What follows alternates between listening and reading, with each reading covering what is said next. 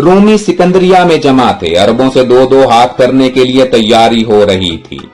ये शहर समंदर के साहिल पर वाक़ इस तरह खड़ा था जिस तरह कोई देवता समंदर और खुश्की की हिफाजत के लिए आसमान से उतर आया हो। रोमी इस शहर को ऐसा ही ख्याल करते थे। कला मजबूत और फसील बुलंद थी, खंदक चौड़ी और नाकाबिले अबूर थी। अमर बिन आस रजी अल्लाह ताला अन्हु ने मकूकस से पूछा, हमें किस तरह सिकंदरिया पर बढ़ना चाहिए?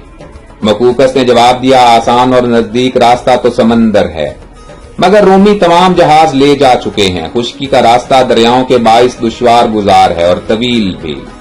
अमर बिन आस रजी अल्लाह ताला अन्हु ने कहा, हम खुश्की के रास्ता को समंदर पर तरजीह देते हैं।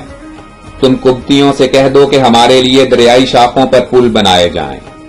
मकूकस ने बहुत से आदमी इस काम पर लगा दिए। इस्लामी लश्कर बढ़ता गया, दरियाई शाखें अबूर होती गईं, रास्ते की मुश्किलें और रुकावटें दूर होती गईं।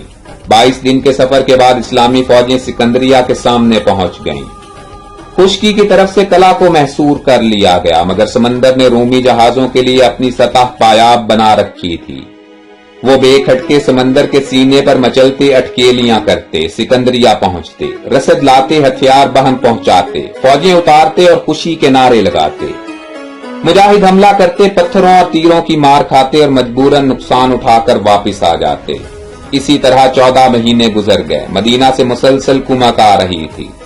हजरत उमर रजी अल्लाह ताला अन्हु मुतफक्किर थे कि 20,000 के करीब मुजाहिद शहीद हो चुके हैं, मगर सिकंदरिया उसी तरह मुस्कुरा रहा है और अपने आप को नाकाबिले तस्खीर बना रहा है। हजरत उमर रजी अल्लाह ताला अन्हु इस तवालत से परेशान हुए तो अमर बिन आस रजी अल्लाह ताला अन्हु को एक खत भेजा कि क्या तुम मिस्र में पहुंचकर सुस्त हो गए हो? इस मारका को जल्द अज जल्द सर करो। ये खत एक तंबीह थी, एक ताजियाना था। मुजाहिदीन को ताव आ गया, ढालें सर पर ली, तलवारें हाथ में संभाली, नयाम तोड़कर फेंक दिए। बेबाकाना बढ़े पत्थरों और तीरों की परवाह न की, लड़ते बढ़ते मरते और मारते कला के दरवाजों तक जा पहुंचे। इत्तेफाक से दरवाजा अभी तक बंद नहीं हुआ था। मुसलमान कला में घुस गए। रोमी तलवारों ने उनका इस्तकबाल किया। सख्त लड़ाई हुई। रोमियों ने मुदाफियत का हक अदा कर दिया। मुजाहिदीन को कला के दरवाजा से बाहर धकेला और दरवाजा बंद करने में कामयाब हो गए। अमर बिन आस, मुस्लिमा बिन मुखल्लद और एक गुलाम दुर्दान अंदर रह गए। उनकी तलवारें और नेज़े टूट चुके थे और वो निहत्ते थे। रोमियों ने उन्हें गिरफ्तार कर लिया और अपने सरदार के सामने पेश किया। सरदार ने कहा, ए अरब के लोगों, तुमने ये क्या आफत बर्पा कर रखी है? तुम वापस चले जाओ, वरना तुम्हारी तिक्का बोटी कर दी जाएगी।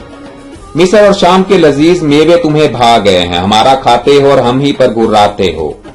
अमर बिन आस रजी अल्लाह ताला अन्हु एक आम मुजाहिद की वर्दी में थे। कोई खास निशान भी नहीं था जो उन्हें सरदार जाहिर करता।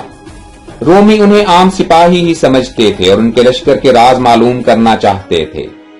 अमर बिन आस रजी अल्लाह ताला अन्हु ने कहा कि हम तो इस्लाम की दावत देने आए हैं, कबूल कर लो और हमारे भाई बन जाओ। अपने मुल्क पर हुकूमत करो, हम हर तरह से तुम्हारी मदद करेंगे। रोमी सरदार ने सुना तो अपने सिपाहियों से बोला, ये लश्कर का सरदार मालूम होता है, इसे कत्ल करके लाश कला की फसील पर लटका दो ताकि अरब सिपाही डर कर भाग जाएं। दुर्दान रोमी जबान समझता था। उसने अपने आका और सरदार को खतरे में देखा तो एक जोरदार थप्पड़ अमर बिन आस रजी अल्लाह ताला अन्हु के मुंह पर मारा और डांट कर कहा कि तुम्हें ऐसी बातें करने का इख्तियार किसने दिया है? तुम चुप रहो, क्योंकि ये अफसरों का काम है। अमर बिन आस रजी अल्लाह ताला अन्हु थप्पड़ खाकर चुप हो गए। फिर दुर्दान ने रोमी अफसर से मुखातिब होकर कहा, हमारे सरदार सुलह को जंग से अफजल समझते हैं, आप उनसे बात कर लें, मुमकिन है कोई सुलह का रास्ता निकल आए। रोमी अफसर दुर्दान की बात से खुश हो गया। तीनों कैदियों को छोड़ने का हुक्म दिया और ताकीद की कि अपने लश्कर में जाओ और अपने अफसरों को समझाओ, हम मिस्र और शाम उन्हें दे चुके हैं, वो उन पर हुकूमत करें, मगर सिकंदरिया से हट जाएं और हमारे साथ सुलह कर लें। हम वादा करते हैं कि उनके मामलात में कभी दखल नहीं देंगे। इस्लामी लश्कर अपने सरदार की गिरफ्तारी से गमगीन था। उनके दिल फिक्रमंद और गमजदा थे। यूं ही उन्होंने तीनों को आते देखा तो अल्लाह अकबर के फलक शिगाफ नारे लगाए, खुदा का शुक्र अदा किया कि सलामती ने उन पर फूल बरसाए। रात अपनी तारीकियां समेट कर रुखसत हुई। सुबह मुस्कुराती और मुसर्रत के गीत गाती तलू हुई। मुजाहिदीन ने नमाज अदा की। عمر بن عاص رضی اللہ تعالیٰ عنہ نے دعا کے لیے ہاتھ اٹھائے، فتح و نصرت کے طلبگار ہوئے، خدا کے حضور گڑ گڑائے، اس خشوع اور خضوع کے ساتھ ہاتھ پھیلائے کہ دعا زمین سے آسمان تک پہنچی اور خدا کے عرش عظیم سے ٹکرائی اور قبول ہو کر واپس لوٹی۔ مجاہدین نے اسلحہ پہنا، ایک طوفانی حملہ کے لیے بڑھے، فصیل سے پتھر اور تیر باران عذاب کی طرح برسے، مجاہدین نے ڈھالیں سر پر لیں، پتھروں اور تیروں کی مار سہتے سیلاب بلا کی صورت بڑھتے چلے گئے، فصیل کا ایک برج کھسکا اور دھڑام سے نیچے آ گرا، اچھا خاصا شگاف پڑ گیا۔ ادھر مجاہدین نے شگاف پر یورش کی، ادھر رومی تلواریں علم کیے ہوئے آ پہنچی، تلوار چلنے لگی، سر کٹنے لگے، خون کے دھارے بہنے لگے، مجاہد مارتے ہٹاتے شگاف کے اندر داخل ہو گئے۔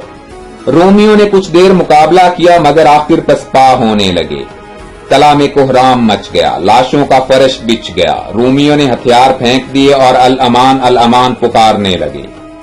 عمر بن عاص رضی اللہ تعالی عنہ نے حکم دیا تو تلواریں رک گئیں، مجاہد ٹھہر گئے، موت ٹل گئی، اہل کلا کو امان دے دی گئی، شہر بھر میں منادی کرا دی گئی کہ کوئی مجاہد کسی شہری کا قتل نہ کرے، کسی کے مال و اسباب کو ہاتھ نہ لگائے۔ یہ دیکھ کر رومیوں نے اطمینان کا سانس لیا، زندوں نے اپنی زندگی کو غنیمت سمجھا، مردوں کا غم چھوڑا، مقتولوں کی یاد فراموش کر دی اور اپنے اپنے کام میں لگ گئے۔ مشہور اسلامی جنگوں پر سیریز کی مزید ویڈیوز دیکھنے کے لیے ہمارے چینل ہسٹورک انفو کو سبسکرائب کر دیں اور ہر لمحہ باخبر رہنے کے لیے گھنٹی کے نشان کو بھی دبا دیں۔ زندگی رہی تو جلد ہی دوبارہ ملاقات ہوگی، اپنا بھرپور خیال رکھیے گا، اللہ حافظ۔